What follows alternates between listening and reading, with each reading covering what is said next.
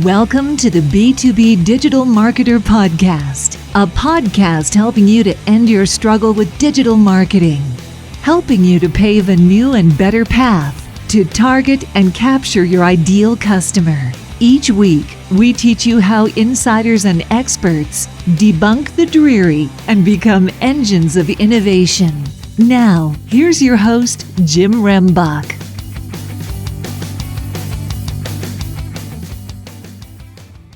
Okay, B2B DM gang, I'm excited today because I have somebody who's bringing us some new and exciting news in regards to a platform that's just kind of exploding. And so how can we take advantage of that as B2B digital marketers? That's the question that we're going to be answering today with Rita Goodroe. So Rita, what questions do B2B digital marketers need to be asking themselves right now about Clubhouse? How to get on it and how to leverage it, how to utilize it, what is it for, and how can it grow our business? Those are all the questions that they should sit down and immediately say, this is a platform that needs to be taken seriously, and I need to know how to utilize it, but maximize my time on it in an efficient manner so that we can reach whatever the results are that you want from being on that platform. But I can tell you, almost any result that you want could be achieved by being on the Clubhouse platform.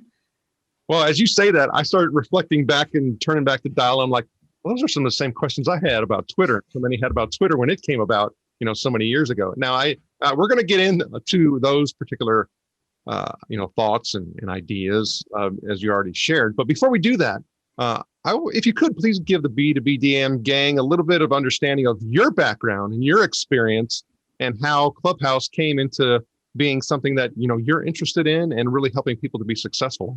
Yeah, so my career trajectory is absolutely wild in that I was a business attorney for about 13 years of my career. I worked as a business and real estate attorney, and simultaneously for a portion of that, Meetup was a new platform. So Meetup was a platform, and I was running a singles group as a hobby on Meetup. And the singles group grew to being like one of the most popular singles groups in the DC area. And because of that, and a longer story that involved kind of going on 35 dates in 35 days and blogging all about it, I ended up quitting my career as an attorney and becoming a dating coach. And so I was a dating coach for about a year, and that was extremely successful. And people started coming, more than I ever thought, more than my mama thought. And people started coming up to me saying, how did you grow your business? And I started mentoring mainly women on starting and growing a business. And about a year after becoming a dating coach, I stepped full-time in the world of business strategy and sales coaching, where I've been for the past 6 years. And so my business is an internet-based business. I don't meet people in person. All of my coaching sessions are online. My community is online. Just like, Meetup was an online platform to have an in-person community. I recreated that online in various formats. When I got into Clubhouse, I knew that this was a platform where I could grow a more connected community than I ever could on Facebook, where I have a thriving community. And I love my Facebook community. But for community building, for connection, for collaboration, and for opportunities, I've never been on a platform like I have Clubhouse. And so that's how I got there. I check out all the platforms because my clients may want to know about them for their business. And the minute I got into Clubhouse, I was hooked. Okay, so then what hooked you specifically about Clubhouse? Because for me, I've been in a couple sessions this week. I had mentioned that to you before we started recording, and I started having all of these questions about, okay, is it a scenario where people just like to hear themselves talk, where I just couldn't understand. Because I think that clarity is really important. Like, our time is our most precious resource, and oftentimes for us, we misplace and put it in areas where, we really shouldn't, based on what our goals and our objectives are. And then the year goes by and we're like, oh my God, what happened? And yeah. Well, I think you hit the nail on the head, right? The main thing you always have to be thinking about with Clubhouse is how to use it effectively, how to use it strategically. It needs to be for a business.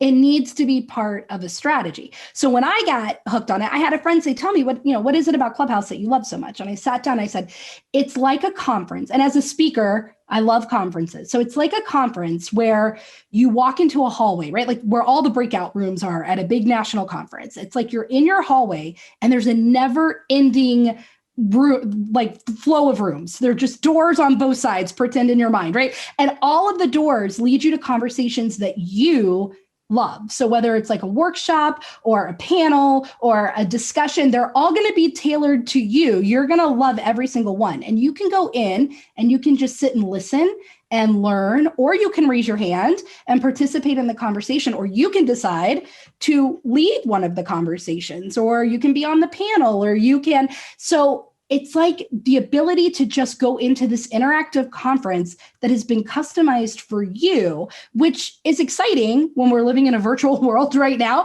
of not being able to go and meet people and do things. The audio only abilities of this platform create connected relationships in these situations almost immediately. Everybody knows, you know what? No one's outsourcing this to their VA. No one is, you have to be you on the other end of the microphone. People know if it's not you, you are the one that is creating the content or the collaborations or the conversations that are happening. So it's a fast track to connecting with people in a very deep and authentic and real way, where right now that's lacking with Zoom, with video, with the lack of conferences, with virtual events that are set up webinar style where you're not seeing other participants. There's a lot of that trust that takes longer to build, the knowledge of other people that take longer to build. And in Clubhouse, it kind of fast tracks that because you are connecting with somebody through voice in very like what feel like intimate conversations and situations quickly. And because of that, the power of the relationships and the connections are more intense. And so where you have to think is, what are the conversations that I'm wanting to create? Who am I wanting to connect with? Why am I wanting to connect with them? But if you have that strategy, you can make it happen within an hour on Clubhouse. If you have an idea of, this is the kind of person I want to meet for this purpose, and this is what I want to make happen, I promise you, you can go inside of Clubhouse and strategically make that happen in record time with people that you wouldn't normally have access to. So that's the other thing. There are people that you think it would take me forever to interact with this person or get on their radar. And in Clubhouse, it can happen in the blink of an eye. Well, that's very compelling, without a doubt. And your perspectives are really important. And you've been, sharing your journey as far as, being an attorney and, how you went through to actually start leveraging to get completely, digital in your own business as an entrepreneur and a female entrepreneur and serving female entrepreneurs. I think that's important. And I want to get into some of the tips that you recommend in order to be successful on Clubhouse. But before we do that, I would like to get your understanding and your perspectives on answering this particular question, because it's so unique and different when you start hearing how people think about things that I think we have to share it. So I was on a Clubhouse, and there were what do you call them? Sessions? Do you call them?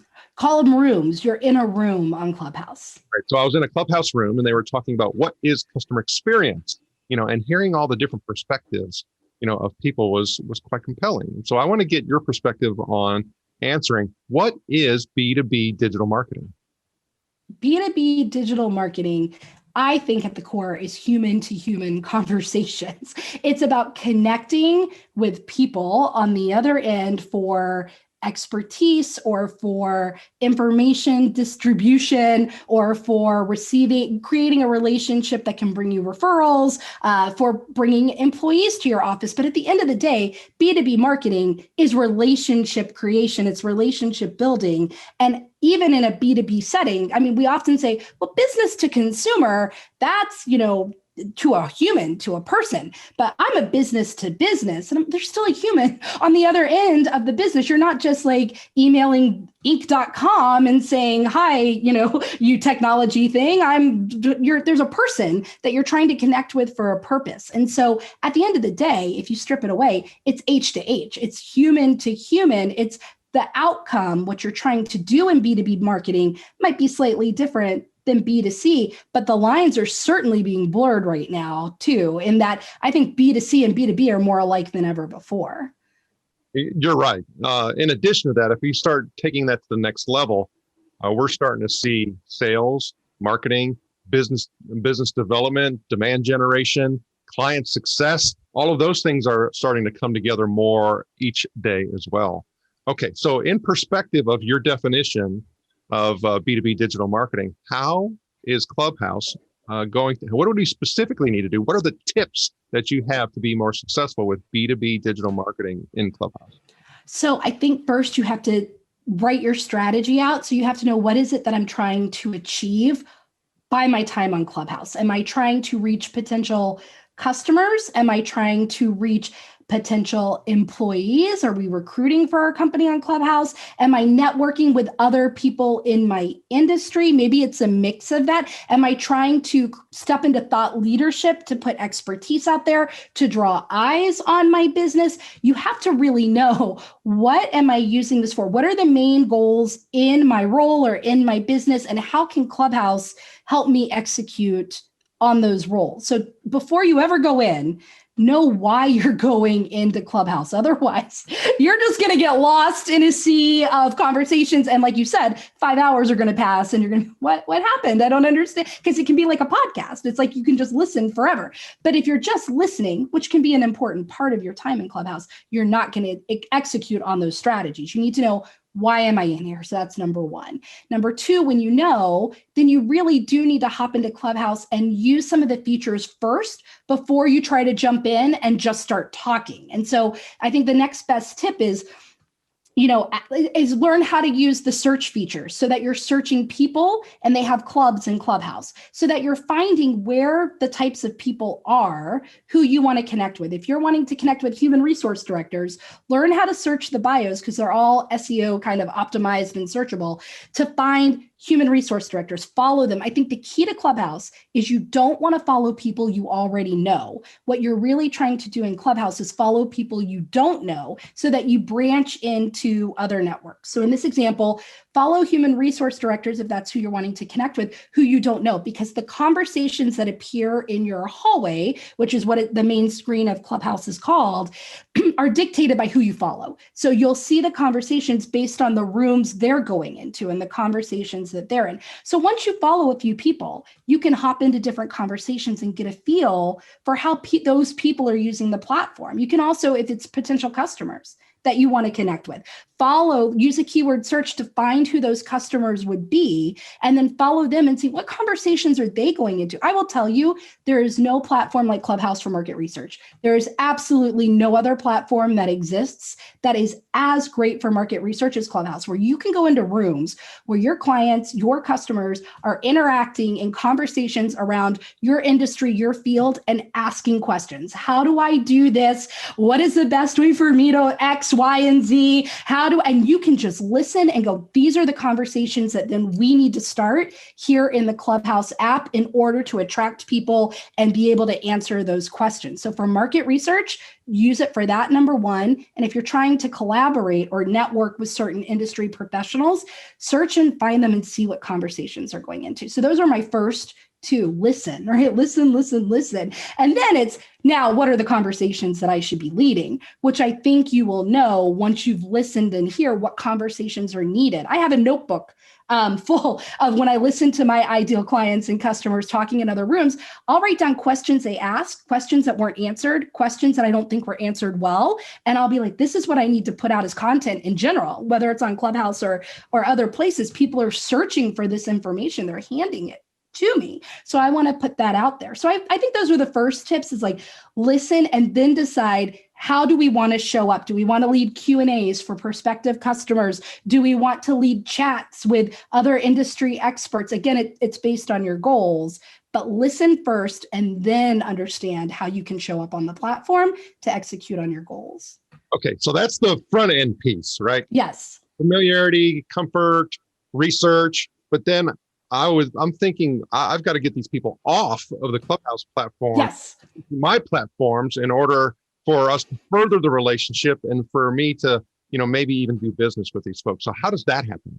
Yes, a couple of different ways. So the beauty of Clubhouse in the moment, and this is going to change actually, there is no way to private message a person in the Clubhouse app itself. There's no chat feature, there's no message feature built into the app. The only way you can continue a conversation, and that is absolutely where the power of Clubhouse is. Deals happen quickly off of Clubhouse when people use the ways that you can connect. So how do you connect? You can connect on Clubhouse using your Twitter or using your Instagram. So people will hear somebody, let's say you're leading a room and you're talking about B2B marketing. And I'm like, oh, Jim is just the most incredible man I've ever met. And he's so knowledgeable and I need to know more. I can send you a DM on Instagram and say, Jim, I heard you in this room and I loved how you said this. And I would love to carry this conversation on with you further. So you can direct people to either your Twitter or your Instagram. And what I would suggest is having a pinned tweet that would lead them into whatever your relationship nurturing bucket is for your business. Maybe it's your opt-in, maybe it's, whatever your top of the funnel is. Maybe you have a community that you run, or there's somewhere that you want to get them, or you want to offer them a call, or whatever that is. Have that as your pinned tweet, or have that as the link in your Instagram bio so that people can click there and find that immediately. You can also immediately lead people to there. So I use like a text service called Community. And when I'm in rooms, I'll say, I've created a guide. I've created a guide on how to use Clubhouse to grow your business. And this is something people are asking. How can I actually monetize my time in Clubhouse? And I'll say, text this number, you'll get my guide. Well, now they're in my world. They're in my community. They're in my relationship nurturing cycle, right? I don't like to call it a funnel. It's in my relationship nurturing cycle. And so there are ways that you can direct them. You just, again, have to know, where do I want them to go after they become aware of me here? Where would I rather have them go? And then understand it's Twitter or Instagram that they're going to go to be able to send you a message easily. You could put your email address in your bio, but people can click and go right to your Instagram or Twitter. So maximize those pinned tweets in your bio to drive people in an enticing way to where you want them to go. Well, as you're talking, I start thinking about that conversion, right? Because going from the Clubhouse application or platform app, moving to your systems, whatever they may be, or using Twitter and Instagram, and coming into your lead magnets and all of those other things. I'm thinking about that whole conversion process and how important that is. And to me, that's got to be part of the strategy, right? Has to. And so when I think about the strategy, what are all of the components that are part of that strategy to be successful on Clubhouse? Yeah, so I'm always thinking, okay, for me, you have to know what part of the customer journey cycle are you using Clubhouse for. So for me, I'm using it to generate awareness. It's an awareness generation tool. So I have to direct them to where I nurture relationships. For me, that's my email list and / my Facebook community, where I'm really pouring in all of that information they need to, know me, like me, trust me, figure out that I'm a credible expert, that it's going to be a good experience working with me, all of that. So I have to always be strategically taking the awareness that I'm generating on Clubhouse and making sure, like you said, I'm moving people to the place where I want. But some people are using Clubhouse not as an awareness tool, but as the relationship nurturing tool. So people are becoming aware of certain companies or certain people outside of Clubhouse. And what they're saying is, hey, if you're in Clubhouse, come to our VIP chats, come to our exclusive this, or come, if you have a podcast, be part of my VIP podcasting community where you can come talk to the guests that I interviewed after the show. So like maybe it's people are becoming aware of you in another way. Then the way that you use Clubhouse is going to be slightly different than if you're using Clubhouse for awareness. So you have to go, which stage of the cycle am I using this for? And then how can I maximize my time there? Because if it's relationship nurturing, you're going to want to be leading more conversations. You're going to want to really be making people feel that connection. You're going to want to lead them to closer to the purchase. But if you're using it for awareness, then you're not trying to get a sale on Clubhouse. You're trying to get them into the relationship nurturing. So that's the first thing is what is where is the person in what am I using Clubhouse for in terms of the customer journey cycle? Where is this a tool that I'm using? And so then how can I craft my time there to do it? So that's the most important piece, because then you'll know, where am I leading them? And am I leading them to a Twitter chat? Am I leading them to what am I leading them to that can help me go deeper? Or what kinds of conversations am I having here that will allow me to build the relationship that I want to build? Okay, as you're talking, I'm starting to think about you as well as 1,000 other coaches that are trying to give recommendations on how to be successful with B2B, digital marketing on Clubhouse. And then people start following all of these different things. Well, so-and-so said, don't do this. And so-and-so said, do that. and I don't know what to do. And it creates, a whole lot of non-action because there's so many action opportunities. So I think as you were talking, what's important that I often see a lot of people not doing as far as their due diligence, and you talk about research, is testing. Yes. What do I need? How can I test on Clubhouse? Or tell us a little bit about what you recommend to people when it comes to testing in regards to your customer journey and being successful with your sales conversions. Sure. So, for example, I have a new program that's going to be starting in a couple of months. And right now, I've decided to have conversations around the topics that are going to be taking place in this program. So maybe I'm thinking that a module should cover sales calls and how to have more effective sales calls. Well, now I'm leading conversations. The other night I had a conversation on sales call success strategies, and people got up on stage and said, here's my biggest challenge with sales calls. Here's what I wish I could learn. So it's like a little mini focus group that's taking place in a really connected discussion. But because they were conversing with me directly, they were like, Rita, this was the most insightful conversation that I've had. It gave me so much clarity. And then they're like, how can I talk to you? How can I work with you? What can I do? So just by engaging in conversations with people, you're doing the research that you need. So in terms of like testing a product idea, or you can even say, hey, looking to talk to 40-year-old moms around X, and people will come in and have this conversation. So you can put it out there in Clubhouse and get immediate feedback on a concept, on an idea. You can start a conversation and see how it goes. You can hear how people are talking about things. It may be different than the way that you talk about it. So you can get your marketing game together a little bit better, right? So for that purpose, that's what I said. It's like the most incredible platform, because with a touch of a button, you can be surrounded by the kinds of people that you need feedback from. You can also, like I said, just be a passive listener. So people are already, like you said, there are other business coaches out there running other rooms about things. I can just go listen and hear how people are interacting and talking, and what my customers are worried about, and how other people are addressing that, and go, oh, how can I differentiate myself a little bit? Or how can I, change something to meet the needs of what I'm hearing here? So those are the two ways, like finding the rooms where the conversations are already happening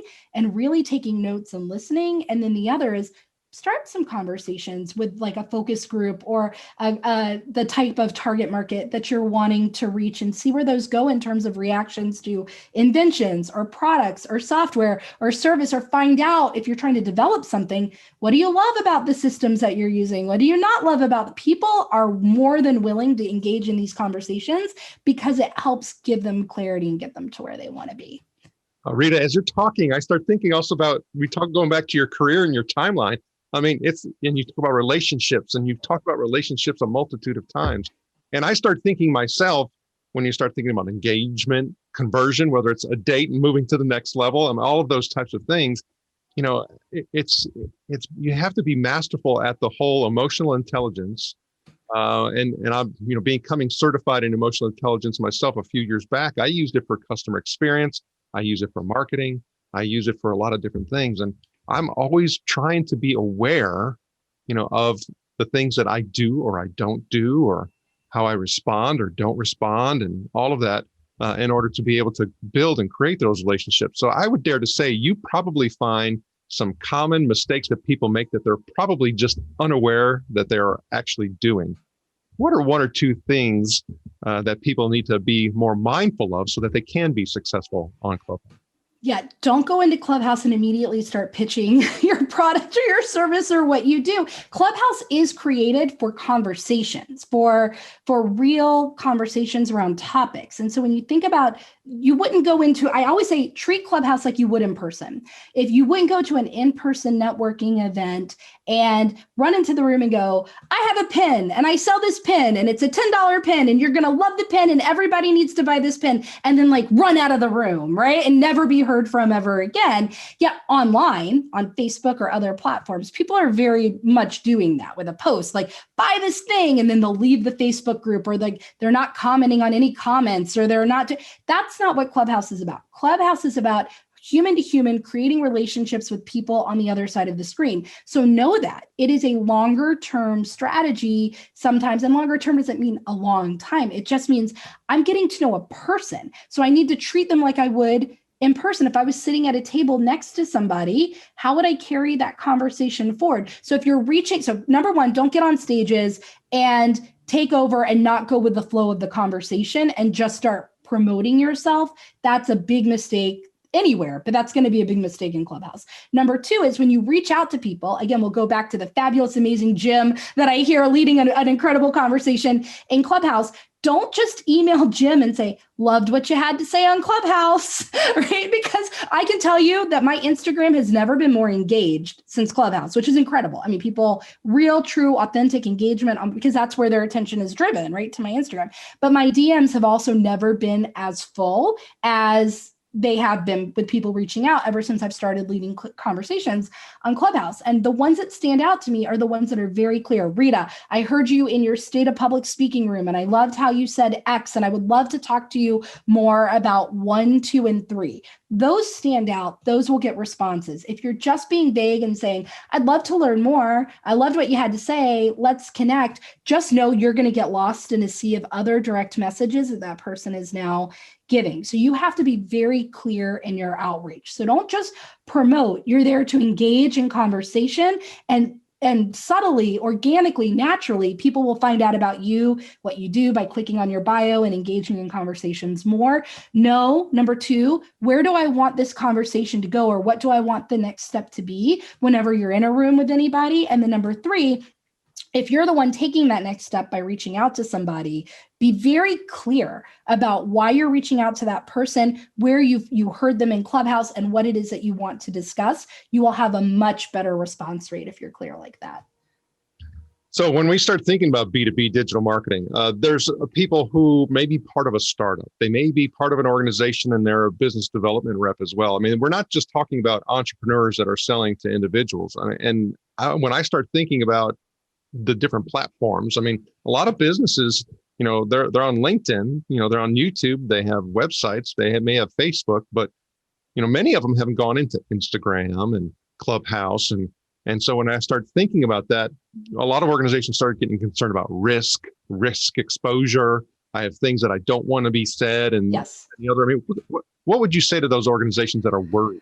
Yeah. So make sure that if you're sending employees to Clubhouse from your organization, that you have some standards in place. There are a lot of people in corporate America on Clubhouse. There are amazing, incredible conversations. But one thing that people say on their profile is, these thoughts are my thoughts and do not necessarily represent the thoughts and opinions of my financial brokerage firm or of my real estate agency or of my whatever, right? Even they're sending your community managers, let's say, into Clubhouse, right? Those people are still engaging as themselves. And just by meeting, like I met the community manager of another business the other day, and just by meeting her and trusting her, and she was leading conversations on how to create community or how to, and she said, look, these represent my opinion, not the opinion of my company. But of course, I thought she was incredible. I clicked on her. I wanted to find out more. And now I'm probably going to buy her software and utilize it to help run she was not there doing direct promotion. She was showing expertise and thought leadership in the area for her industry. So tell your employees or the people that you're sending in how you want them to use Clubhouse, right? Sometimes you might have rooms that are the direct opinion of the company, and you're going to lead a Q&A, and you're going to lead maybe a private chat for your current customers to build brand advocacy. But let each individual person know, here's how you're using it for what purpose for our business. And if it's going to mix with their personal at all, then make sure they put a disclaimer on there saying these opinions are not necessarily the opinions of the company, but have a clear guideline that people agree to and sign for their time in Clubhouse. And make sure that you are aware of how they're using it and have a spot checker go in and listen to the conversations that are happening on behalf of your employees. It's a great tool to even engage your employees. It's taking the place of Zoom. It's taking the place of conference call software. It's taking the place of, because people can easily and quickly with no video get into a room, have a conversation. So have those team meetings, get the feedback, know how people are using it, but have a set standard for what you're wanting your business to achieve, and make sure that everybody who is going into Clubhouse with your company name on behalf of your company knows how they're supposed to be positioning themselves, what they can and can't say, or if they're going to be using it for personal, the disclaimer that you want them to put in their bio or state when they're up on stage as well. Well, needless to say, when you start talking about shifts in digital marketing, a massive shift happened in 2020. Yeah. It's still happening. So when I start thinking about where we've been, where we are, where we're going, what are some of the things that you feel right now are just quite overrated when you talk about B2B digital marketing? That are overrated? Yes. Oh, wow. So I think overrated are kind of some of the older ways of doing business, the getting people into a funnel and having to have them like nurture and nurture and nurture through this. Like, I need to upsell you. I'm going to get everybody in at the wide edge of the funnel, and then I'm going to take you here, and then we're going to drip out only the most interested customers, right? Because again, that's treating potential clients and customers like things, right? As opposed to people, and understanding the actual way that people interact in the world and interact with things. So I think overrated are the old ways of doing sales. And I think that this is why I think I've noticed some resistance from some of my old lawyer colleagues to Clubhouse, whereas like the millennials, they're hopping on, they're having conversations around, legal news and legal industry and attracting people and giving, if you're a divorce attorney, they're giving like, let's talk about divorce and the challenges of going through a divorce and creating panels around that. The older generation's like, no, that's not the way you do. That's not the way you do business. That's not the way that you do. So I think overrated is the old way of doing business, and you really have to embrace the new way. In fact, I heard somebody the other day make a statement that I thought was so amazing, which is, if you are an older person in the world, you need a millennial as a mentor. You need to have a millennial telling you what's going on in the world, because the ways that we used to build relationships, the ways that we would have conferences, the ways that we would interact and get people into our funnels and close a deal, they have changed, because the world that the generations are growing up in right now is a completely different world. And if you're not trying to get their insights, their understanding, how they're using tools, how they're using technology, you're missing out on huge opportunities to grow your business. So I think overrated, as Gary Vee would say, overrated, the way that we used to do business, right? Underrated, relationship building in a real, authentic, and vulnerable way that I think has the ability to create sales for all of the generations coming up in a way that it never has before. And you bring up a really interesting point, talking about that having a younger mentor. I think there's a lot of misconceptions, and I bring this out quite often, is that older generations, and you probably throw me in that bucket too, have this misconception that younger generations are tech savvy, and that's not always the case. I mean, there's a difference between tech dependent and tech savvy. Yeah. So when you start thinking about that, it's not that I need to know all the ins and outs of a particular platform. It all comes down to something that I think you just said, is how do I use it? I mean, just use, not understand, all of the technical aspects of it. That's not what it's about. Right. Yeah, 100%. You have to know that deeper reason, how do I use this that in a way that fits in with my overall mission, my overall goal, so as a professional speaker too, what's been really interesting is there are a lot of individuals that are advocating and working and are experts in the area of diversity, equity, and inclusion that are in the Clubhouse app. And what I've really loved is, like, I lead a room on the state of public speaking along with a co-host every week. And in this room, we have people who are disability advocates, who are inclusion experts. And so when we're having this conversation, like something that came up the other day was a moderator said, hey, when I moderate a panel in person, I make sure everyone has a handheld microphone so that I can get a verbal cue of who's wanting to speak and when they're wanting to speak, so that I know, and I can kind of make the flow happen a little smoother. And someone spoke up and said, that's great when you're able to hold a microphone, right? But when you might have someone with a disability where that's hard for them, or they're arthritic, or and it's like the panel was like, this is incredible. I'm going to make sure from now on my events always have floor stands, floor mics. Like, really thinking broader is going to help your company in so many different ways, not just from a generational difference, but there are issues now that are at the forefront that should be at the forefront that were never at the forefront before. So when you're hearing directly from people who have disabilities or who are marginalized peoples, or, and you're getting their feedback on, here's how you can make me feel more included. Here is how you can make me love what you have to do and want to advocate for your company. That's a goldmine of information that can only help you in today's world as a whole. And so that's where the power of Clubhouse, I think, is underrated and is very, very helpful. Rita, this has been a really in-depth and very helpful conversation. I mean, for me, I'm now getting excited about putting it into my strategy. Now, but before we go and we wrap up, I want to get some insight and understanding on what you feel, and we talked about this a little bit, but I'd like to get a little bit more succinct. What you feel organizations should be doing, B2B digital marketers should be doing in regards to their budget spend. So in other words, I have a lot of these maybe traditional and outdated things that are part of it. And I have these new opportunities, and oftentimes we use that budget thing as something that stops us. If you were to give advice to somebody, what would you say in regards to move money from here to here? Move money from client acquisition to client retention. Like move money from client acquisition to client. There are so many incredible tools for client acquisition or for that awareness stage that don't cost money. Clubhouse costs no money. It might cost money for the time of your employees, but they were going to spend time on things anyway, right? So there are so many great tools for generating awareness in today's world that are free or low cost, right? But where the money is when your current clients and your current customers are your advocates, right? Where they love what you do. So one really interesting concept is called social dollars. And so there are a couple of reports on this, and it's a concept that people who are part of a community that you have created are 19% more likely to spend money on your products or your services, and or spend 19% more on your products and services than they would. But it's really 19% more likely to spend on your products and services.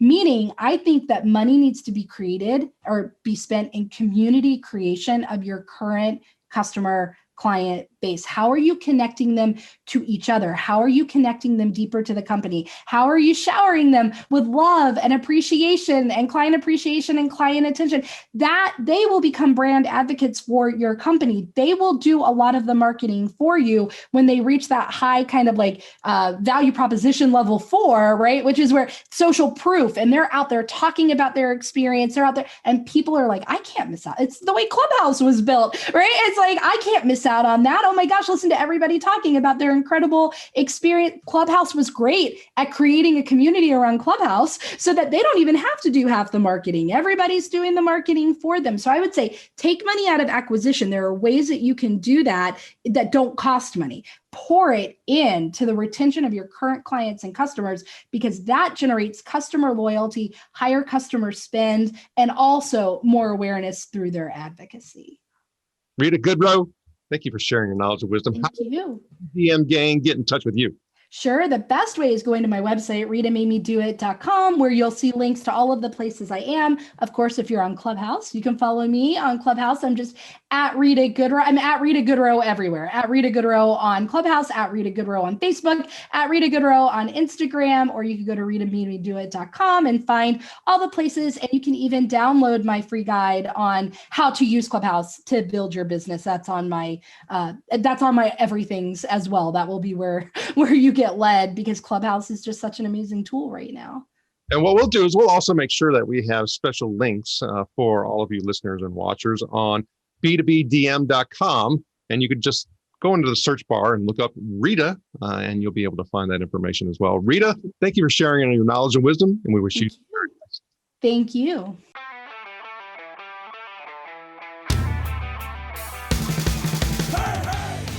Thank you for joining us. Go now to join the B2B DM gang in the B2B Marketer LinkedIn group, where you can connect with other B2B DM disruptors and get access to our B2B DM cheat sheets, checklist, and guides.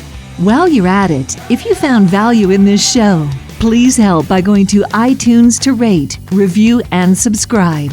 And share the show on all of your digital platforms. Be sure to tune in next week for our next episode. And always remember, you can automate your lead capture, but you must lure your lead.